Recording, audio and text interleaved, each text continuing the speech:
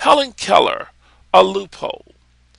Helen Adam Keller, born June 27, 1880 to June 1st, 1968, was an American author, political activist, lecturer, was the first deaf-blind person to earn a Bachelor's of Arts degree. Can you believe it?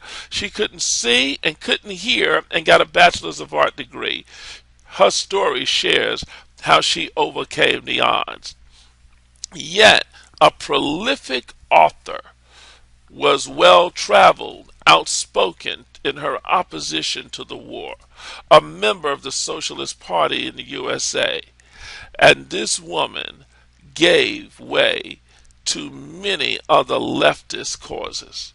Now, when we begin to see this, I want you to know you are overcoming adversities. In the scripture, we see where is a confirmation. Matthew 9:20-22. And behold, a woman which was diseased with an issue of blood 12 years came behind him and touched the hem of his garment. For she said within herself, if I may but touch his garment, I shall be whole. And Jesus turned him about, and when he saw her, he said, Daughter, be of good comfort. Thy faith hath made thee. I'm going to stop right there for a moment. Can I tell you, your faith has made thee? You are made by your faith. And if you have gotten to this point, you are ready to be the maker of your destiny. When we begin to look at those great words by Invictus, and I mentioned this in my book, The Laws of Thinking, and we begin to look at this particular poem that begins to become so real in so many people's lives, and it can be your destiny today. Because once the mind has been expanded, it cannot go back to the original size. And I want you to know that this here, Invictus, by William Ernest Henley, and it says, out of the night that covers me, black as the pit from pole to pole, I thank whatever gods may be for my unconquerable soul. In the fell clutch of circumstances I have not winced nor cried aloud. Under the bugling of chance my head is bloody but unbowed. Beyond this place of wrath and tears looms but the horror of the shades, and yet the menace of the years finds and shall find me unafraid.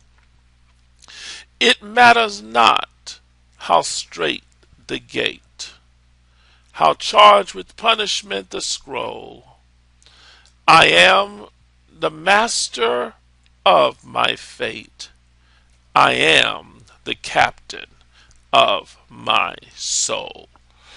Jesus turns and tells this woman, long before William Ernest Henley uttered these words, thy faith hath made thee. And the woman was made whole from that hour. What was he saying to this woman? You are the master of your fate. You are the captain of your soul. Well, however, it's possible for anyone to get money in a few hours. Jesus shared that this woman was made whole from that hour. Can I tell you that you can get money from this hour? And if you're lazy, within 24 to 48 hours. And it's something I've never heard anyone mention in church, at seminars and conferences, or even at closed doors meeting with some of the top thinkers and spiritual leaders in the world. This is the most revolutionary, money generating, wealth building, spiritual enlightening systems. That's right, one of the most spiritual enlightening systems. And I want you to grab a hold of this system right now. This system has been proven for the last 5 years. I just want to circle that there, the last 5 years. But has only been used by a select few of hand-picked prophets and students that were willing to be part of this experiment. Now, I want you to go somewhere and write 5 years. Just go write that down as you've seen me circle it, because I want you to know tonight I have shortened the distance for you. So, what is it? It's cosmic economics. This workbook that I have for you is going to change your life forever. It will help you take the next step towards achieving God's destiny for you.